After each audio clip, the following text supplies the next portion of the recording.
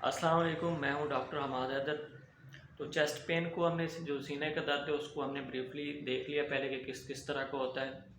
लेकिन अब हम देखते हैं कि उसमें कौन कौन से ऐसे टेस्ट हैं जो हमें करवाने पड़ेंगे कि चेस्ट पेन कौन से स्ट्रक्चर की वजह से आया, कि वो हार्ट की वजह से है या फिर वो लंग्स की वजह से है।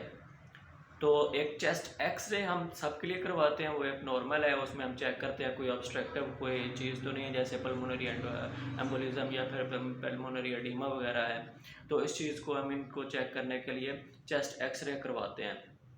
उसके बाद अगर हम सिर्फ कार्डियक को देखें तो उसमें कौन कौन से टेस्ट करवाने पड़ेंगे। कार्डियक के लिए हमें सबसे जो इम्पोर्टेंट टेस्ट है चेस्ट एक्सरे के बाद, वो है ईसीजी इलेक्ट्रोकार्डियोग्राफी।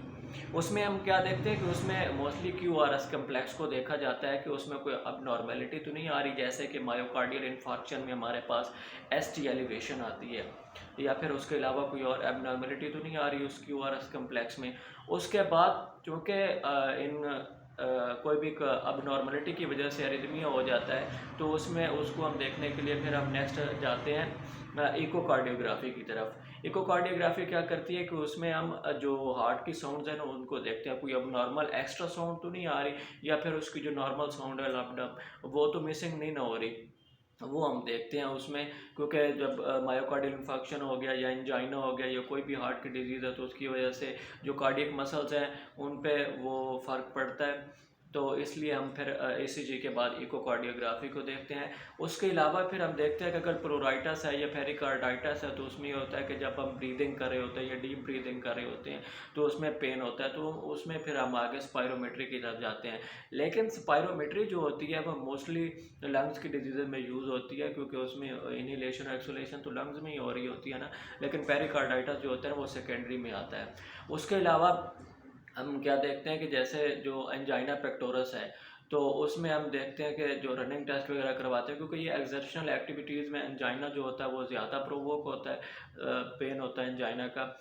तो इसलिए फिर हम एंजाइना में एक्सर्शनल एक्टिविटीज़ करवाते हैं। उसमें फिर हम स्टेजेस देखते हैं कि आया कि जो एंजाइना है उसका जो पेन है वो चेस्ट में किस लेवल तक जाके, किस लेवल की एक्टिविटी तक जाके पर वो ज़्यादा प्रोवोक होता है।